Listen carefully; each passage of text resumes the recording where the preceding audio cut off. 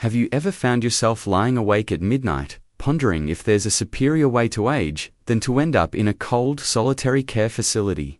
For numerous individuals aged 60 to 85, that notion sparks silent unease.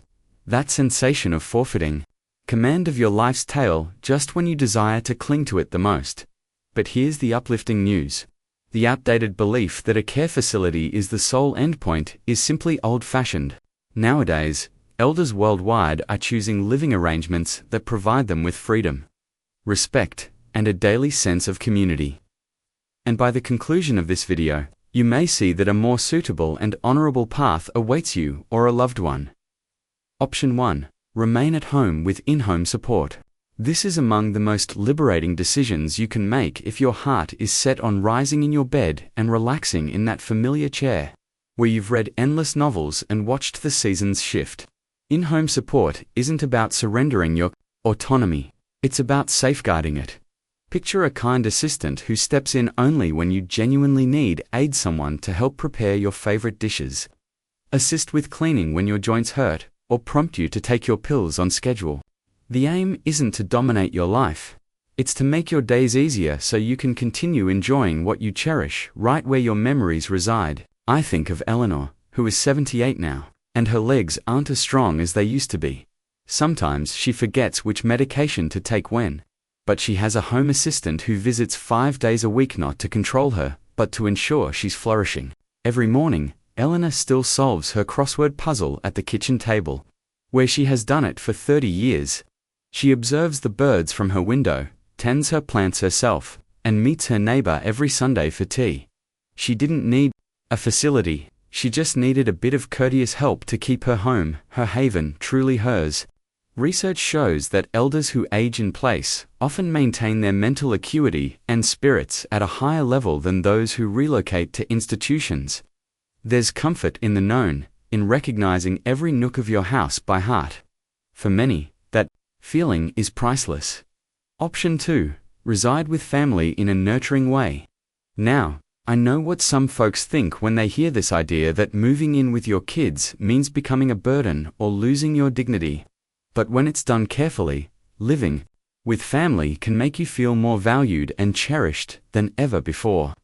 It's not about abandoning your autonomy. It's about forging a mutual bond that enriches everyone's life. Imagine this: instead of living solo, you settle into a snug apartment above your daughter's garage. You still have your entrance, your kitchenette, your schedule. But you also get to share meals, watch your grandchild's soccer games, and be part of daily family life. Consider Harold, who's 81. After his wife passed away, the nights grew long and lonely. His daughter welcomed him to move into a renovated space above their garage. He didn't feel like an intruder. He felt like he belonged again. He dines with the family a few times a week, but can retreat to his own space whenever he wishes. He hears the joy of his grandson in the yard and joins in when he feels up to it. That sense of connection relieves loneliness and gives him a sense of purpose. Studies show elders who stay connected with family often feel less gloomy and more involved in life. The key, however, is to establish clear boundaries and maintain mutual respect. You're not moving in to be a nanny or chef. You're moving in to share life, to be there, to be loved, and to have your own space to relax. Option 3. Aging in place with smart home adjustments. I want you to envision the home you adore. Now, picture it evolving alongside you, rather than working against you. This is what aging in place with smart adjustments is all about. It's not about stubbornly refusing to leave. It's about transforming your home so it keeps you secure and stable for years to come. Increasingly, older adults are installing walk-in tubs, eliminating the need to climb over slippery edges. Non-slip flooring removes the worry of a misstep. Additionally, stair lifts provide a safe way to navigate stairs without the fear of tripping. Small changes can make a vast difference. Linda, who's 79, is a perfect example. She took a nasty tumble once, and for weeks she couldn't shake the fear it would happen again. She felt shy when her daughter suggested remodeling, thinking it meant admitting she was aging. But once the changes were made, grab bars, better lighting, motion sensors that lit up when she rose at night. Linda said she felt freer than she had in years. She could bathe without fear, move around without that constant tension in her chest. These days, we also have many smart devices, such as video doorbells, voice assistants, and medical alert systems that help older adults live alone yet stay connected and safe. Aging at home this way doesn't just protect your body, it protects your essence when you're surrounded by your favorite pictures, your books, that familiar scent of your kitchen. Your mind and heart feel at ease. For families, supporting this choice is one of the most incredible acts of respect you can offer. It's your way of saying, "We trust you. We believe you're still you." Option 4. Multi-generational living with clear boundaries. This is slightly different from just moving in with family. This is about an intentional arrangement where everyone's role is defined and relationships stay robust. You see, many families start with the best intentions. They think, "Mum can live with us. We'll care for her, she'll help out too." But without clear communication, it can get complicated. Resentment can sneak in. Perhaps the grandparents feel taken advantage of, or the children feel their own space slipping away. The beauty of authentic multi-generational living is that it honors everyone's needs. It's not about turning elders into unpaid caregivers or expecting them to adapt to someone else's life without question. Patricia, 83, did this wonderfully with her daughter and son-in-law after her husband passed. They invited her to move in, but not just into a spare room. They renovated part of the house so Patricia would have her private suite. She has a bathroom, her sitting area, even her little patio where she grows her favorite blooms. The family agreed on when they'd spend time together and when they'd respect each other's space. Patricia has become the grandkids' official bedtime storyteller, a role she treasures. But she's not responsible for childcare all day long. She's part of the family, not the help. This setup gives her a deep sense of purpose and connection without stifling her independence. She's heard, she's needed, she's valued. But she still gets her quiet mornings with coffee, a crossword, and peace. So many older adults feel they must choose between loneliness and losing themselves in someone else's home. But with clear boundaries and honest conversations, multi-generational living can be the perfect balance. It's the best parts of tradition updated for the modern world. You get the warmth and joy of family, the calm of your own space, and the respect that preserves your dignity. Option 5. Independent living communities with on-demand support. Now, picture this: having your cozy apartment or cottage decorated just as you like, but with help and companionship right down the hall whenever you need it. This is what independent living communities provide. Many people think you must choose between living entirely alone or moving into a facility where every moment is controlled by someone else. However, the truth is that there's a healthy middle ground. These communities are designed for elders who can mostly manage themselves but appreciate knowing help is just a call away. You might have a dining hall if you don't feel like cooking one night, or a kind staff member who can drive you to your doctor's appointment when your kids are unable to make it. Some places even offer weekly cleaning so you can spend less time tidying and more time doing what you love. But the most significant benefit is something often overlooked: community. Loneliness is one of the quietest yet most tremendous threats to older adults. It can erode your joy, your purpose, even your health. However, living among people in the same stage of life can replace that silence with laughter, shared stories, and genuine friendships. Take Richard, for example. He's 78 now. After his wife passed, his house felt like a cage. His kids live hours away. He dreaded his retirement years until he found an independent living community that suited him, one with a woodworking studio, walking trails, and a weekly movie club. Now, he's crafting birdhouses again, swapping stories with neighbors, and feeling a spark in his days he thought was gone forever. That's what these communities are about. They're not about giving up freedom. They're about giving you options that make your independence feel less solitary. Option 6. Intergenerational living communities. This one might surprise you, because it's not just about elders living together. It's about people of all ages sharing life in a lively neighborhood. The old model of aging tucked away in a building with only other elders often brings a sense of being cut off from the real world. Intergenerational communities turn that idea on its head. Imagine living next door to a young teacher, across the street from a single mum, or beside a college student who shares your love of gardening. It's real life, not an isolated corridor.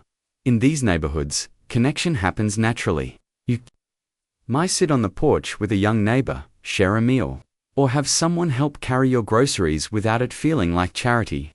You offer your wisdom, your stories, your calm presence, and in return, you get energy, laughter, and the sense that you still matter. Margaret, 76, is an excellent example.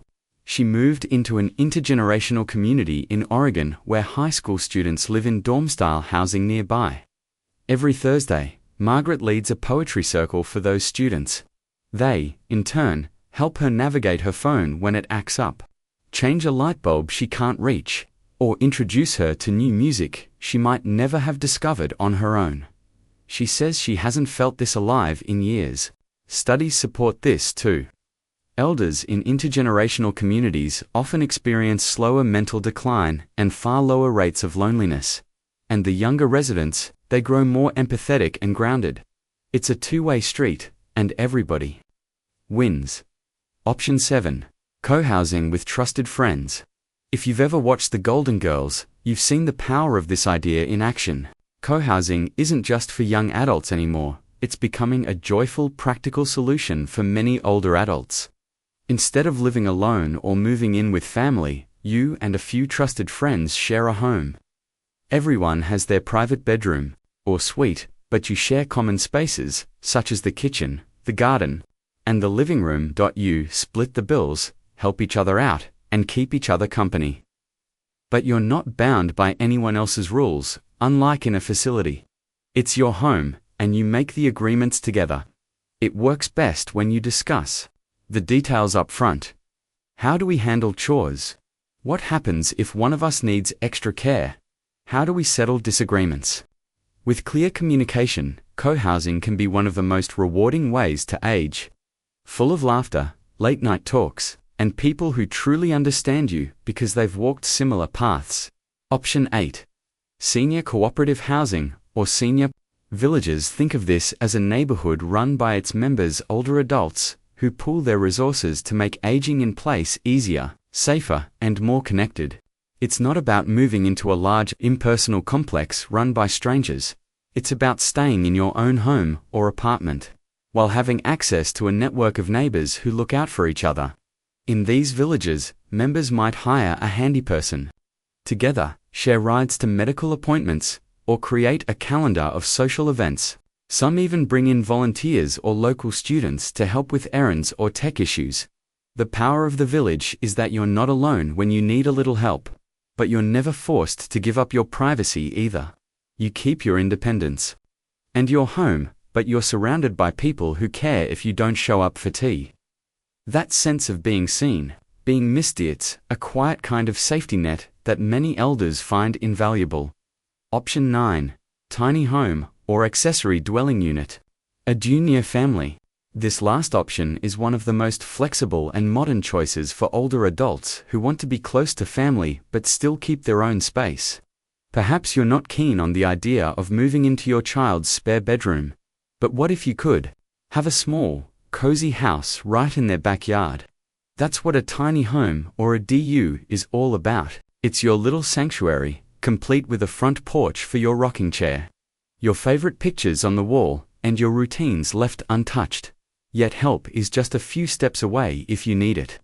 Families love this setup too, as it brings generations closer together while respecting everyone's privacy. You get to have Sunday dinner with your grandchildren, but also retreat to your own quiet nest when you want to rest. It's affordable, practical, and feels far less institutional than any care facility could ever hope to be. So take a moment. You've just heard 9 real life-changing living options that prove aging doesn't have to feel like losing control. You've never had more choices than you do today to live with dignity, connection, and the freedom you deserve. You may see yourself thriving in an independent living community. Co-housing with old friends may bring a sense of comfort and lightness to your heart. Or a tiny home near family sounds like the perfect blend of closeness and independence. Whatever option speaks to you, remember this: aging isn't about fading into the background.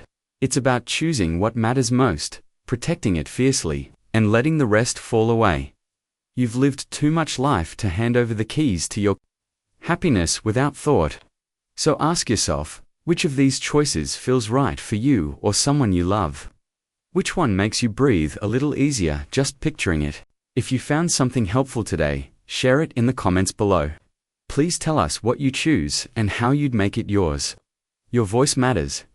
And if you haven't yet, please like, subscribe, and share this with someone who needs to know. They have options too, because growing older should never feel like the end of the story. It should feel like the chapter where you get to live exactly the way you want. You've earned it.